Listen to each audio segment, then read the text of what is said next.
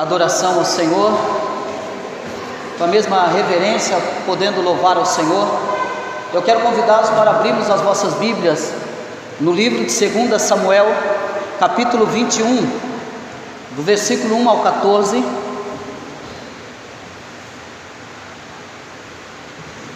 Segundo livro de Samuel, capítulo 21, do versículo 1 ao versículo 14.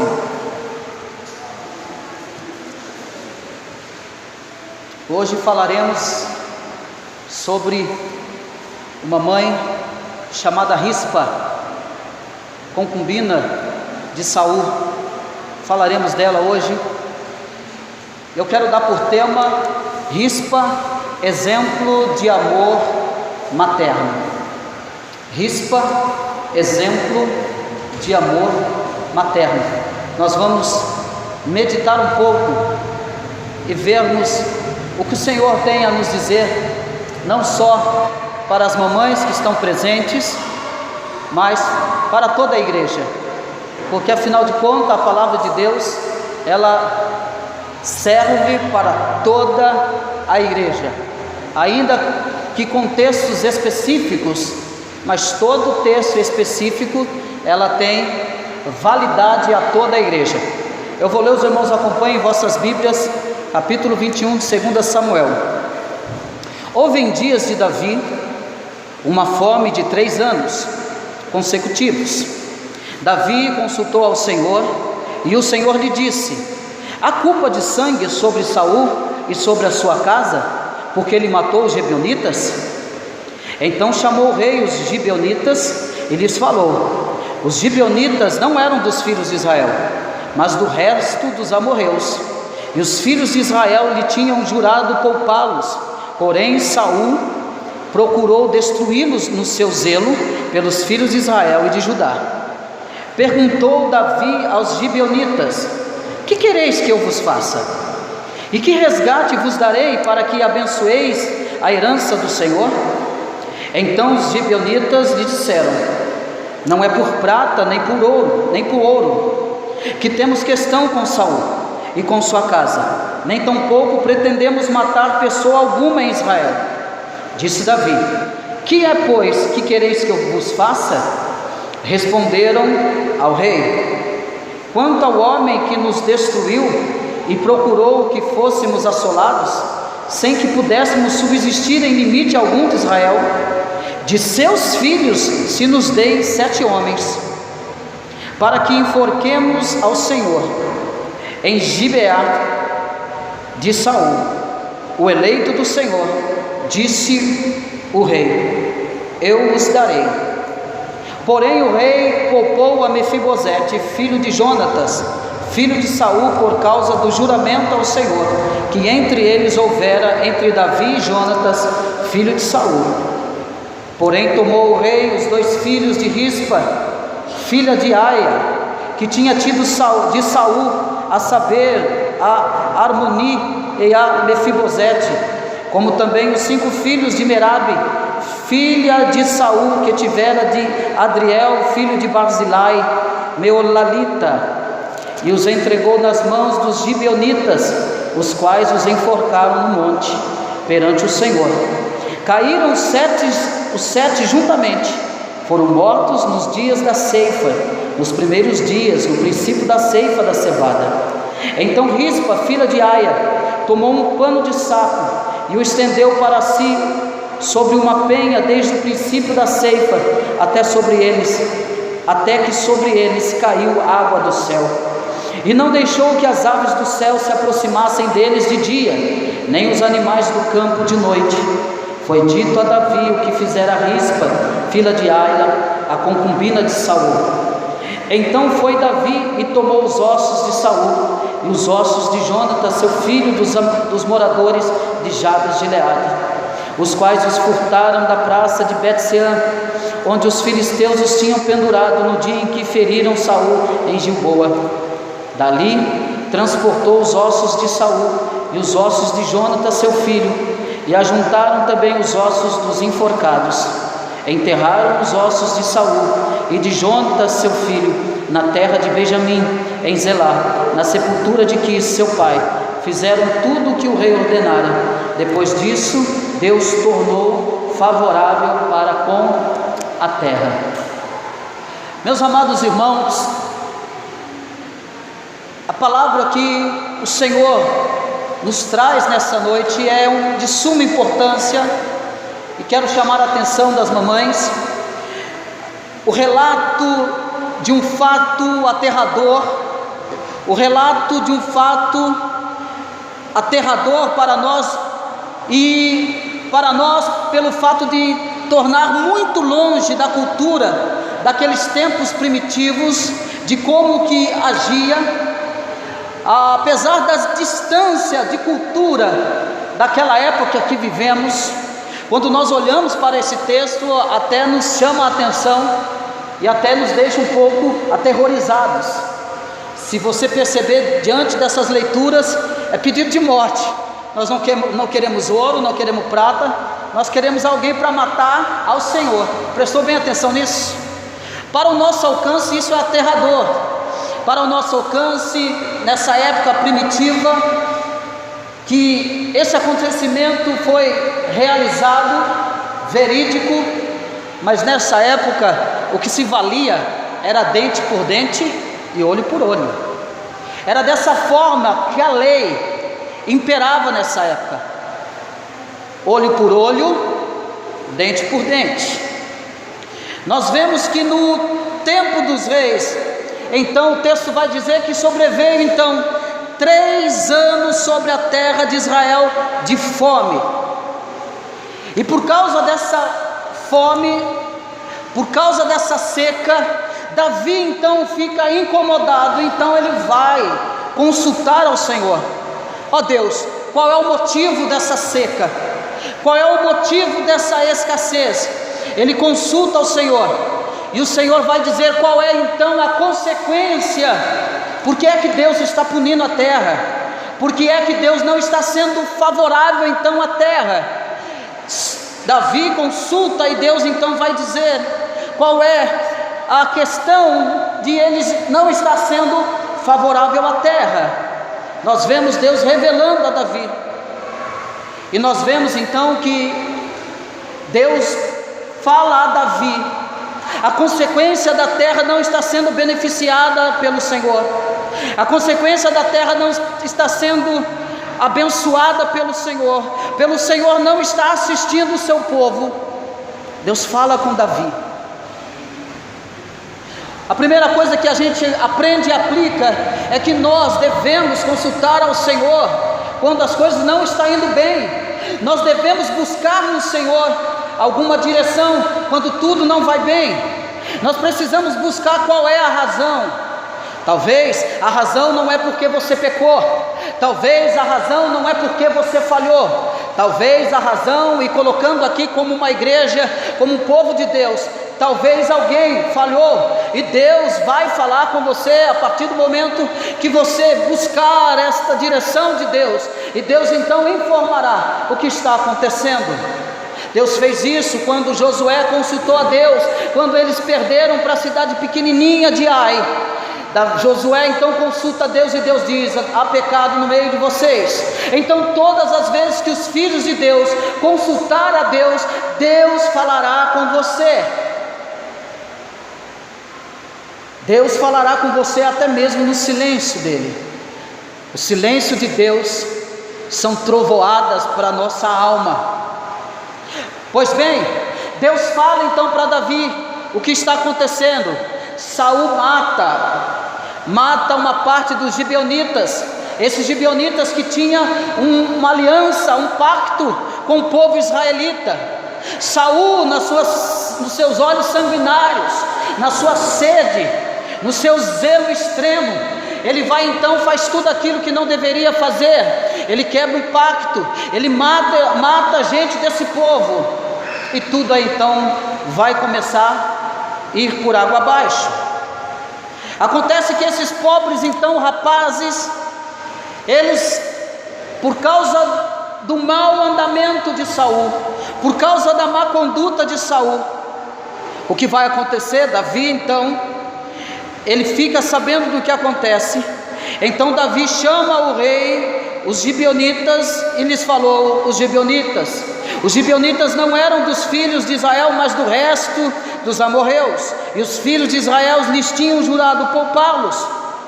E aí no versículo 3, Davi vai perguntou Davi aos gibeonitas: que quereis que eu vos faça? E que resgate vos darei para que abençoeis a herança do Senhor? Para que o Senhor tire a maldição da herança do Senhor, o que você quer que nós façamos? Então os gibeonitas lhe disseram, versículo 4: não é por prata e nem por ouro que temos questão com Saul e com sua casa, nem tampouco pretendemos matar pessoa alguma em Israel. Disse Davi: mas o que vocês querem que eu faça? Eles responderam então: quanto ao homem que nos destruiu e procurou que fôssemos assolados. Contra esse homem, contra quem? Contra Saul. Saul que nos perseguiu e tentou nos destruir. A nossa questão é com ele. Nós não queremos que destrua todo o povo, não. O nosso negócio tem endereço. A nossa resposta tem endereço. É com alguém que quebrou o pacto, é com alguém que se esqueceu da aliança, é com alguém que nos fez muito mal, é com alguém que não honrou a sua palavra, é com alguém que por causa de poder, ele destruiu alguém do nosso meio. Nós não queremos destruir todo o povo de Israel, mas nós temos o endereço certo. Irmão, eu quero que nós olhemos para isso e vejamos quão grande consequência nós trazemos quando nós quebramos algum mandamento do Senhor. Quando nós quebramos algum mandamento do Senhor, e se falando como igreja, toda a igreja vai sofrer. A igreja toda sofre a consequência pelo ato de um. A igreja toda chora e geme pelo ato de um. Então eles com plena consciência disse: não, nós temos o endereço certo, é contra aquela pessoa que nos tentou nos assolar. Assolar é exterminar todo o povo gibeonitas. E ele vai dizer então, eles vão dizer então: quanto ao homem que os destruiu e procurou que fôssemos assolados, sem que pudéssemos subsistir em limite algum de Israel. Aí eles vão fazer o pedido então: de seus filhos nos deem 7 homens, para que o enforquemos ao Senhor em Gibeá de Saul. O eleito do Senhor, disse o rei: eu os darei. O problema disso tudo, desse acontecimento, e que vai envolver então, no meio desse acontecimento, alguém pagará um preço muito alto pelo erro de outro alguém, pelo erro inconsequente de outro alguém. Uma mãe irá sofrer por causa da inconsequência ou do inconsequente Saul, que comete um erro que ele não deveria cometer. Acontece que esses pobres rapazes, que serão agora escolhidos e levantados como sacrifício pela culpa de alguém, levantados para serem enforcados pela culpa de alguém. Uma mãe então sofrerá pela consequência do erro de alguém. Esses pobres rapazes que amavam e que sua mãe o amava muito, esses pobres rapazes que muito devem ter sofrido em meio a todo esse dolorido lance, essa dolorida escolha. 2 deles eram filhos queridos de Rispa, e os outros 5 queridos filhos de Merabe. Enquanto sobre esta reina o mais completo silêncio, enquanto Rispa vai reinar o mais completo silêncio, agora entra em cena essa mãe, e o texto deixou bem claro de contar a história dessa mãe, de contar a atitude dessa mãe, de mostrar esta mãe como um exemplo de amor materno. Rispa, filha de Aia, ela então, a Bíblia deixa bem claro o seu comportamento, que é de extrema notoriedade. É notório ver o comportamento dessa mulher, de Rispa. O texto vai dizer então, que porém o rei, versículo 7, porém o rei poupou a Mefibosete, filho de Jonatas, filho de Saul, por causa do juramento ao Senhor, que entre eles houvera entre Davi e Jonatas, filho de Saul. Porém tomou o rei os 2 filhos de Rispa, filha de Aia, que tinha tido de Saul, a saber, a Armoni e a Mefibosete, como também os 5 filhos de Merabe, filho de Saul, que tivera de Adriel, filho de Barzilai, Melotita, e os entregou nas mãos dos gibeonitas, os quais os enforcaram no monte perante o Senhor. Caíram os 7 juntamente, foram mortos nos dias da ceifa, nos primeiros dias, no princípio da ceifa, da cevada. E agora nós vamos ver que o texto diz, no versículo 10, então Rispa, filha de Aia, ela está então acompanhando todo esse processo doloroso. Essa mãe, ela está assistindo esse momento de tamanha angústia, esse momento de tamanha dor. Eu quero que você, mamãe, comece a ver pelos olhos da fé, a ver essa mãe em silêncio, essa mulher que não pode fazer nada, essa mulher que não pode agir, ela não pode entrar no meio, ela não pode intervir aquilo que foi decretado. Davi, sentindo muito, também não pode fazer nada, porque Davi precisa sustentar a sua palavra. Davi olha para a mãe, Davi olha para os filhos, você olha para Rispa, e Rispa está inerte. O que eu vejo é uma mulher completamente desesperada, mas sem poder agir, completamente desesperada, mas sem poder fazer nada. E ela então começa a ver os homens pegando seus filhos, colocando as cordas no pescoço, levando ao lugar, e aquele momento, um momento de humilhação, porque os seus filhos serão expostos à humilhação agora. Eu quero que você imagine a dor de Rispa, a dor dessa mãe que ama o filho até o final, que ama o filho até o último. O texto vai dizer que ela está ali, e ela não sai em nenhum momento de perto. Minha irmã, como deve ser dolorido. Eu não consigo, a minha mente não consegue chegar, mas você que é mãe, você sabe o que eu estou dizendo. Eu quero que você imagine se fosse o teu filho, se fosse a tua filha, pagando o preço, pagando algo que não cometeu, uma mãe recebendo como resposta algo que não cometeu, e ela agora tem que assistir essa cena de dor. Ela está vendo os seus filhos vivos pela última vez, ela sabe que não vai poder mais abraçar os seus filhos, ela sabe que não vai poder fazer mais cafuné dos seus filhos, mas agora ela também sabe que é mais dolorido, que os seus filhos estão sendo um preço da inconsequência de alguém.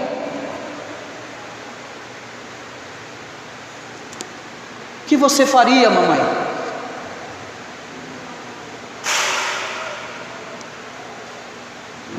Eu me recordo da mãe de Jesus, vendo Jesus sendo completamente retalhado a sua carne, e essa mãe o acompanhando, enxugando o seu suor naquele momento da via sacra, carregando aquela cruz, e ela sabendo que o seu filho era inocente. Eu imagino a dor de Maria, imagine a dor de Rispa.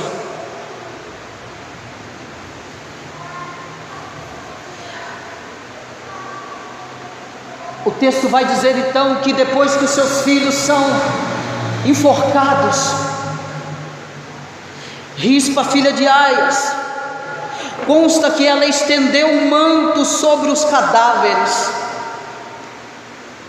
Ela pega um manto, talvez uma toalha, um lençol, para o nosso entendimento. Ela vai lá então e tira os seus filhos, e ela vai ultrapassar a lei daquela época, porque não podia velar. Ela vai vencer a lei daquela época, que não podia estar ali, tinha que ser sepultado automaticamente. Mas ela então pega um manto e joga sobre os seus filhos. O texto vai dizer que ela monta então uma tenda, ela faz uma tenda naquele local. em cima daquela penha, e ela vai ficar ali, dia e noite, dia e noite. Ela está ali, coloca o manto sobre os cadáveres dos seus filhos, não permitindo que as aves dos céus, eu quero que você imagine, porque é tempo de cegas, as aves do céu e as pestes, as feras do campo estão famintas, porque é uma tremenda seca nessa época, não há alimentação, a vegetação não há, por causa do pecado de Saul. Deus não foi benevolente com o povo. As aves dos céus famintas, as bestas feras do campo faminto, então ela coloca um manto sobre eles, sobre os seus filhos, não permitindo que as aves do céu venham comer os seus corpos, não permitindo que as bestas feras venham comer o corpo dos seus filhos. De dia ela vai velando, de dia e de noite, mesmo já estando mortos, ela está ali. Ela fica ali aproximadamente 6 meses, de abril a outubro. Rispa fica ali de abril a outubro, aproximadamente velando, guardando seus filhos. Ela passa por todo momento de depositação, ela passa por todo momento, ela vê os corpos dos seus filhos se esvaindo, se desfazendo, e ela continua ali dia e noite, durante aproximadamente 6 meses. 6 meses incansáveis, 6 meses sem se importar com o cheiro, 6 meses sem se importar com os vermes. Ela viu os vermes andando pelos corpos dos seus filhos, subentende que ela viu todos os vermes comendo os corpos. Você sabe o que é ficar 6 meses velando, sol a sol, noite a noite? Não sabe. Incansavelmente ela vai, incansavelmente ela está ali, incansavelmente. E esse tal gesto dessa mãe desbravadora, dessa mãe incansável, esse gesto de Rispa calou fundo o coração de Davi, porque Davi viu. Esse gesto calou fundo no coração de Davi.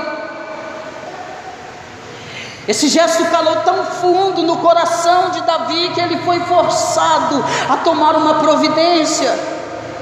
Ele foi forçado a tomar uma providência porque ele vai realizar um enterro digno para os supliciados que foram enterrados com todas honras. Ele vai fazer isso.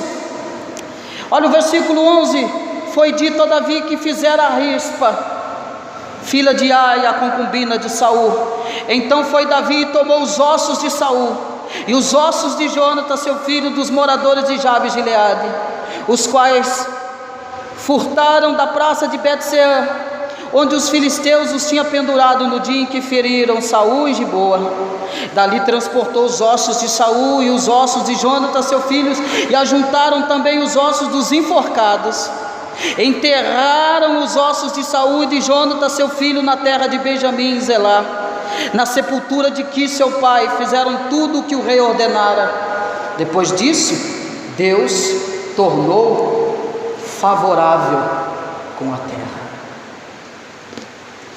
Davi, então, ele ouve essa cena, ele ouve o que acontece, e ele é forçado a praticar esse ato então de misericórdia. Ele então se compadece de Rispa, ele se compadece dos filhos, aquilo bate no coração dele, ele toma essa atitude. Mas o que nós podemos então aprender hoje com o gesto extremo dessa mãe, dessa Rispa? Primeira coisa, que com tenacidade profunda até que se Deus tornou favorável para com a terra. O que Rispa fez? Assim como Rispa, assim como essa mãe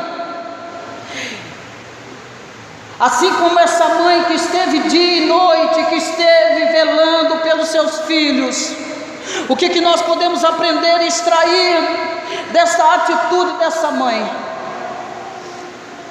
Que mães que oram pelos seus rebentos não consideram perda de tempo, não consideram dificuldade, não consideram perda de tempo os momentos que gastam com seus filhos orando por eles, faça sol ou faça chuva, mesmo nos dias mais corridos, como nos dias de hoje. O que eu quero chamar, o que nós aprendemos é que vocês, mães, precisam atender ao bom andamento da sua casa, investem no prole, visando o futuro dos seus filhos.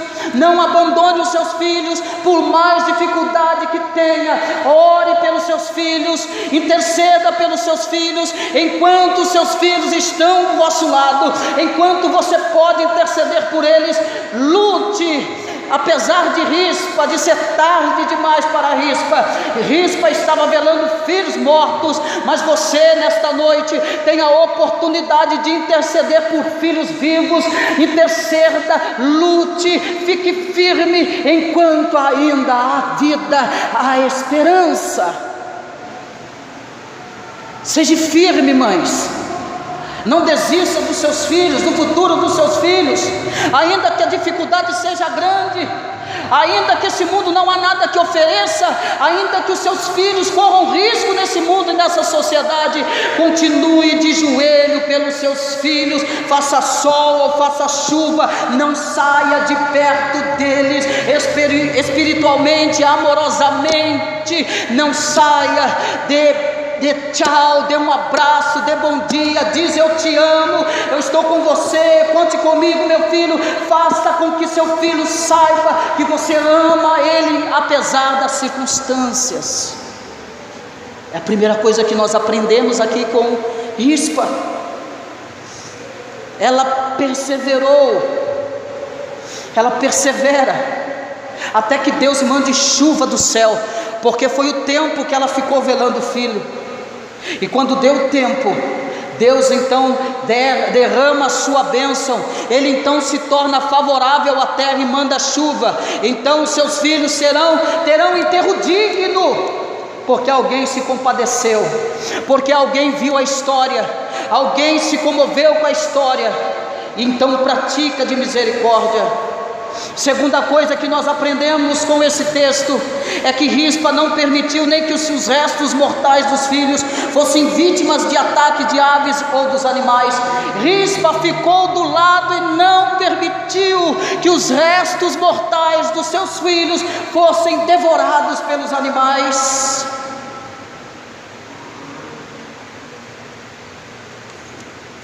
E olha que ela velava por mortos.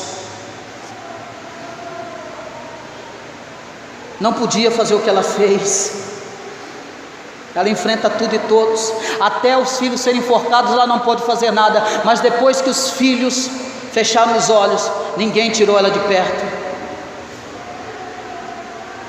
porque antes ela não tinha mais oportunidade de fazer nada. Preste bem atenção. Enquanto estava nas mãos de Benito, ela já não podia fazer mais nada. O que eu quero dizer para você, mamães?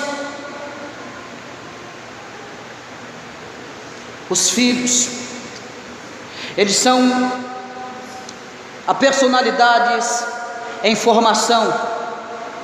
Os filhos são seres que dependem do amor. Os filhos são personalidades que dependem do exemplo de vocês, dependem da autoridade, dependem da orientação, dependem da disciplina dos pais e das mães conscientes da missão que lhes foram delegados pelo Criador e que prestarão contas. Eu quero dizer para você, mamãe, que o filho depende da sua instrução, depende da sua disciplina, depende do seu amor, depende da sua autoridade, depende da sua orientação. Os filhos são personalidades dependentes de vocês. O Criador lhe deu um plano, deu uma missão a vocês, para que vocês cuidem enquanto ainda há tempo. Dá pena de ver, infelizmente, mães e pais que muitas vezes estão acordando muito tarde, presbítero Ageu. Dá pena de ver de pais e mães que estão acordando muito tarde, e que quando acordam, os filhos já foram enforcados. Dá pena de ver o que nós estamos vendo hoje, tanto suicídio. Estava vendo hoje, a minha amiga mandou: olha, eu estou aqui na rua, uma moça estava tentando se matar, uma jovem. Isso foi ontem, véspera do Dia das Mães. Estava lá tentando se matar. Dá pena de ver pais acordando muito tarde. Qual é a mensagem que eu trago para vocês, para você, mamãe, para você, papai? Não deixe para resgatar o seu filho quando já estão mortos. Não deixe para resgatar os seus filhos quando estão completamente dilacerados pelas feras e aves de rapinas da atualidade das drogas, da atualidade do sexo precoce, da atualidade da gravidez, da atualidade da irresponsabilidade, da atualidade da violência, da atualidade da AIDS, da pedofilia, do alcoolismo, da permissividade. Não perca o seu tempo, não entregue o seu filho a esse andamento que está indo de mal a pior. Nós estávamos no avanço ontem, eu, o presbítero Ageu, minha esposa, e eu percebi uma moça lá, uma moça novinha, uma criança grávida. Eu falei para minha esposa: meu Deus do céu, uma criança grávida,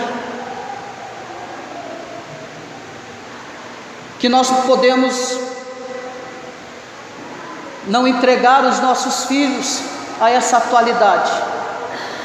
As bestas feras aqui representam o mundo, Satanás, os seus ardis, tentando tragar aquele que ele pode. É Satanás, os seus demônios, destruindo famílias, levando filhos para a droga, para a prostituição, levando filhas para a gravidez precoce, levando filhos e filhas para o vício das drogas, levando filhas e filhas para o desespero, para o suicídio, lares completamente destruídos, onde os filhos não encontram amor, autoridade, disciplina, orientação, onde os filhos não encontram nada. Há muitas mães hoje nesse país, há muitos pais hoje nesse país que estão chorando à beira de uma sepultura, ou por que não dizer, estão enterrando os filhos, enterraram os filhos hoje para a droga, para a prostituição, para o alcoolismo, para a irresponsabilidade, por toda a permissão de pecado, para a pedofilia. Quantas mães e quantos pais não estão chorando hoje? Quantos pais estão à beira do corpo e que estão chorando e que não podem fazer nada? Nós sabemos que a terra hoje atravessa dias difíceis. Sabemos que tudo que acontece, sabemos que tudo que está acontecendo está destruindo, é para destruir as famílias. Nós vemos em que as aves dos céus, as rapinas, os animais ferozes que estavam à caça daquele corpo, esses animais ferozes, essas rapinas também hoje estão a caças ferozmente de pessoas, de jovens, estão à caça de vítimas descuidadas, estão à caça dos filhos expostos a toda sorte de pecado, estão à caça montando armadilhas nas esquinas, estão à caça montando as armadilhas nas escolas, nos cybers e até mesmo nos lares por meio de televisão.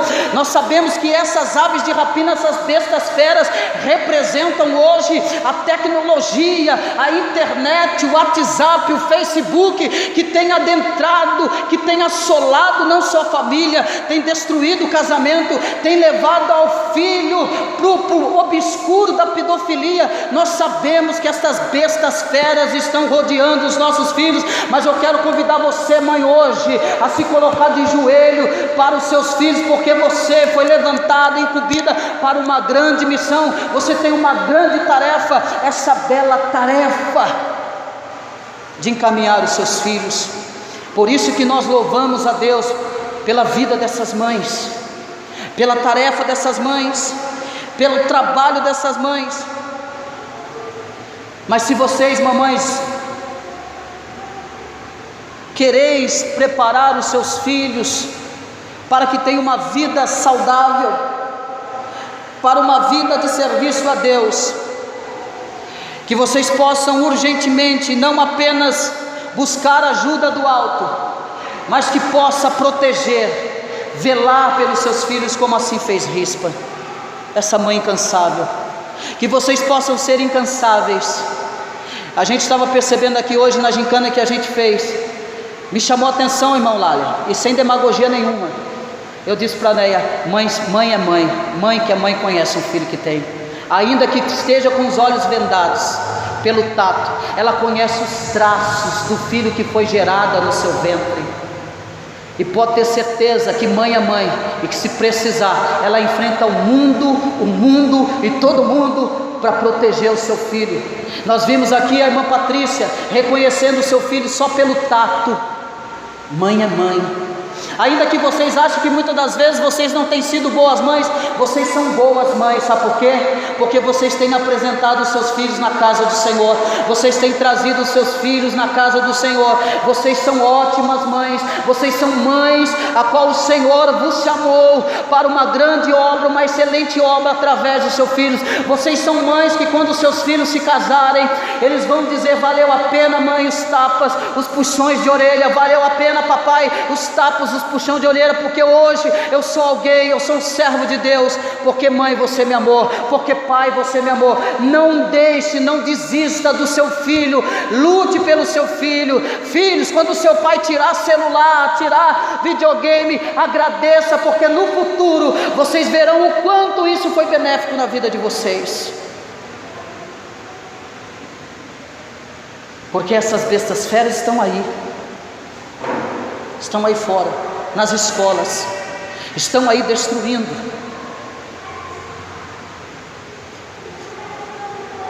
Não se preocupe em pôr limite aos seus filhos, coloque limite aos seus filhos, você estará velando por ele. Não se preocupe em dizer não para os seus filhos, porque vocês estão velando por ele. Isso é ser mãe, isso é ser mãe, isso é proteger, ainda que eles fiquem emburrados, isso é proteger. É mostrar o exemplo de mãe materna, assim como o exemplo de mãe materna de Rispa nos apresenta essa grande lição. E para nós encerrarmos isso, eu quero dizer algumas coisas aqui, e eu vou convidar você para nós orarmos pelas mães. Depois que Rispa ficou aproximadamente 6 meses, os filhos dela serão sepultados com dignidade. Davi faz isso. Davi representa a misericórdia de Deus na vida das mães. Davi representa aquilo que chamou a atenção de Davi, chama a atenção de Deus também. Deus olha para você, mamãe, Deus olha pelos seus filhos também, e Deus velará pelos seus filhos. Seus filhos não ficarão no esquecimento e nem largados ao léu para as bestas feras, porque o Senhor agirá de misericórdia para com a vida de vocês, para com a vida de vossos filhos. Eu quero fazer uma leitura aqui para vocês, mamães, que diz assim: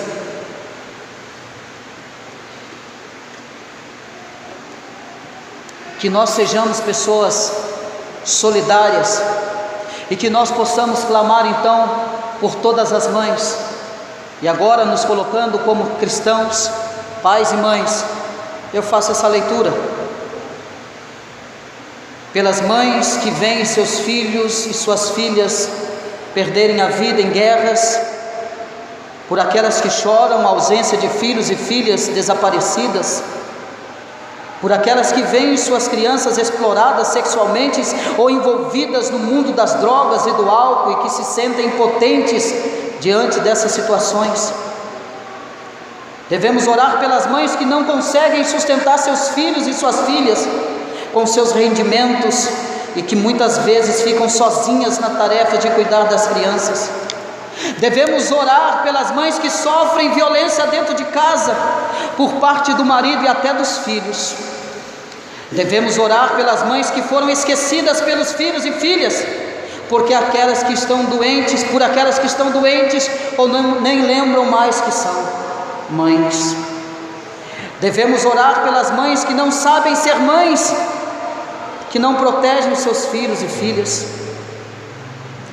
Devemos orar pelas mães que neste dia carregam em seu colo um filho ou uma filha doente. Devemos orar pelas mulheres que desejam muito a maternidade, mas não conseguem gerar um filho ou uma filha em seu ventre, como Ana. Devemos orar pelas mães que lembram com saudade e dor a perda de uma filha querida ou um filho querido. Devemos orar pelas mães, por todas elas e por todas as pessoas que sofrem, que possamos então clamar ao Senhor por tantas mães. Eu convido você a curvar a sua cabeça. Vamos orar a Deus.